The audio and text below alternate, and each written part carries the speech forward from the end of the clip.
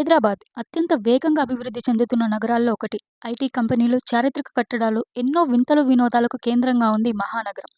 ఈ రంగుల ప్రపంచం వెనక మన కంటికి కనిపించని ఒక చీకటి ప్రపంచం ఉంది. హుసేన్ సాగర్కు అతి సమీపంలో ఖైరతాబాద్కి ఆనుకుని ఉంది ఈ నిశ్శబ్ద నగరం. హైదరాబాద్లోని ఎంతో మంది పేదవారు నివాసంగా ఉంటున్న ప్రముఖ స్లమ్ ప్రాంతం ఇందిరానగర్. ఈ ప్రాంతంలో దాదాపు 15,000 మంది నివసిస్తున్నారు. 15,000 మంది ఉంటారు ఇక్కడ. వచ్చేసి సరౌండింగ్లో మొత్తం కలిపి మీకు ఒక 5,000 హౌసెస్ ఉంటాయి. సరౌండింగ్లో మొత్తం ఇక్కడ చుట్టుపక్కల అంటే ఇక్కడ కొంతనే చెప్తున్నాను, ఇంకా చాలా ఉంది. స్లమ్ అంటే పెద్ద స్లమ్ ఇది. దత్తాత్రేయ నగర్, మంగళాట్, సీతారాంబాగ్ ఇదంతా. భారతదేశ స్లమ్ల కథ దేశ స్వతంత్రం తరువాత వేగంగా జరిగిన పట్టణీకరణతో ప్రారంభమవుతుంది.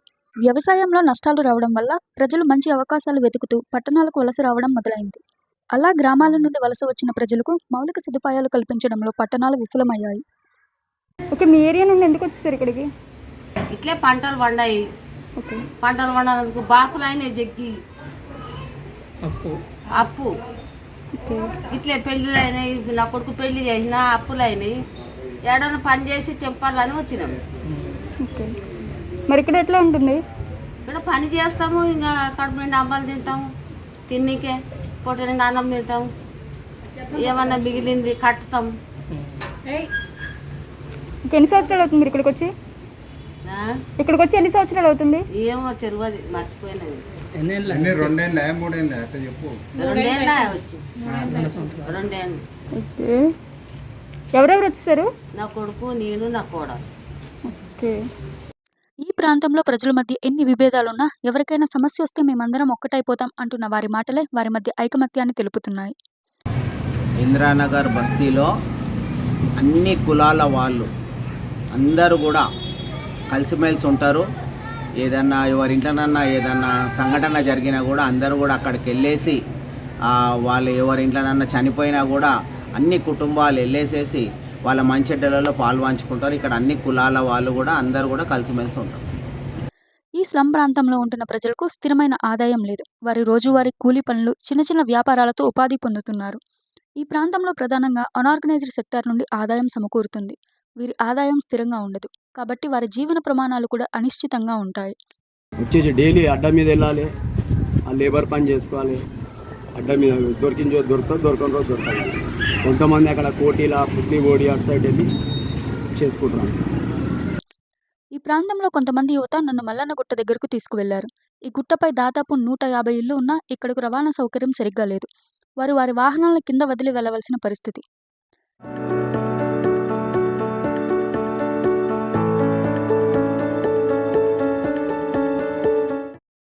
ఇక్కడ మల్లన్న గుట్ట అని మీద ఉంటుంది. ఇక్కడ నుంచి ఒక 500 మీటర్ల దూరంలో వాళ్ళకి నడవడానికి కూడా దారి లేదు. అక్కడ ఒక 40 నుంచి 50 ఏళ్ళ సంది ఉంటారు వాళ్ళు. పైకి నడవడానికి దారి లేదు, నీళ్లు కూడా కిందికి వెళ్ళి మీదకి ఎత్తుకొని పోవాలి. వాళ్ళకు ఎవరైనా చనిపోయినా కానీ బండి, ఒక 2 వీలర్ కూడా అక్కడ వెళ్ళదు.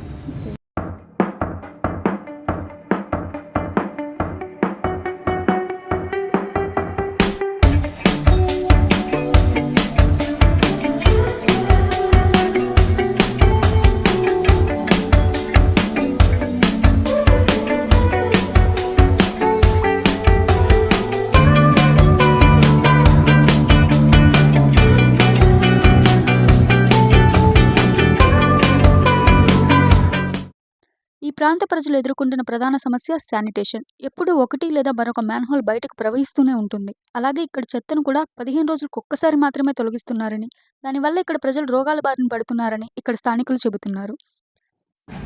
రీసెంట్గా ఇక్కడ మా మోరీలో పొంగి ఇంట్లోకి రావడం వల్ల వాళ్ళకు డిసీజ్ వచ్చి మలేరియా వచ్చింది. దానివల్ల క్యాన్సర్ రావడము, ఆ చిన్న పాప చనిపోవడం అయింది. దాని తర్వాత మళ్ళీ ఎవరు రావడం అదేం లేదు. వచ్చి ఏం టేకప్ అనేది ఏం లేదు మేడం. అదే రోడ్ల మీదకే వెళ్ళాలి, మేము అదే మోర్లీలకే నడవాలి. ఆ మోర్లీలు తొక్కడం ఇక్కడ మళ్ళీ అట్లనే ఇంట్లలో పోవడం, ఇక అది పట్టించుకునేటోళ్ళే లేరు. అది మేడం.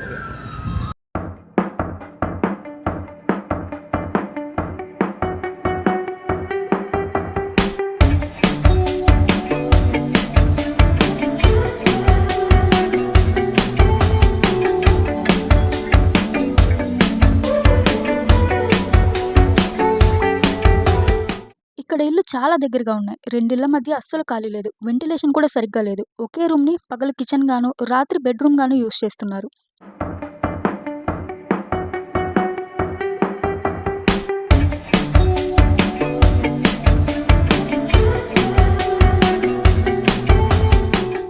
భారత రాజ్యాంగం 74 సంవత్సరాల క్రితం మనకు మాట్లాడే స్వేచ్ఛనిచ్చింది. కానీ ఇక్కడ ప్రజలు ఇంకా ధైర్యంగా మాట్లాడడానికి కూడా భయపడుతున్నారు. కొంతమంది మాట్లాడినా ముఖం చూపించడానికి నిరాకరిస్తున్నారు.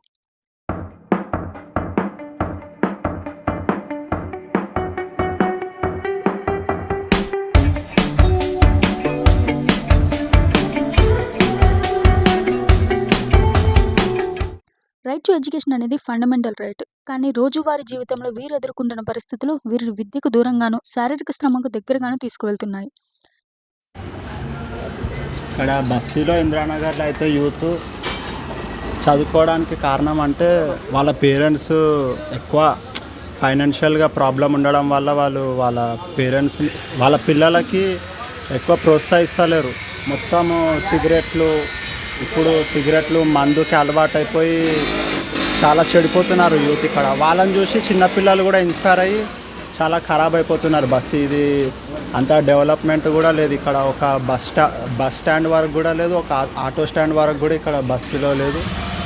మొత్తము ఏమంటారు, ఇక్కడ కోటి లేకపోతే బేగం బజార్ అటువంటి ప్రాంతాలలోకి వెళ్ళి వాళ్ళు నెల జీతం 10,000 15,000కి 12 గంటలు బట్టల షాప్లలో లేకపోతే కిరాణా షాప్లలో లేకపోతే ఏమైనా మైక్ బాక్స్ల డీజే బాక్స్ షాప్స్లలో ఎక్కువ పనిచేస్తుంటారు ఇక్కడ యూత్. ఇక్కడ ఎక్కువ అయితే చదువు అంటే ఇక్కడ 10వ క్లాస్ కూడా చదవడం అంటే ఇక్కడ చాలా గొప్ప అన్నట్టు ఫీల్ అయిపోతారు. అంటే ఇక్కడ నార్మల్గా ఇక్కడ బస్సీలో అయితే ఇక్కడ అంత ఏం డెవలప్మెంట్ అనేది ఏం లేదు. ఇక్కడ ప్రజలు ఎన్ని సమస్యలు ఎదుర్కొంటున్నా వారి రేపటిపై నమ్మకాన్ని ఎప్పటికీ కోల్పోరు. అలా మంచి రేపటి కోసం కష్టపడుతూ ఎదురు చూస్తున్న ప్రతి ఒక్కరి కల నెరవేరాలని కోరుకుంటూ జై హింద్.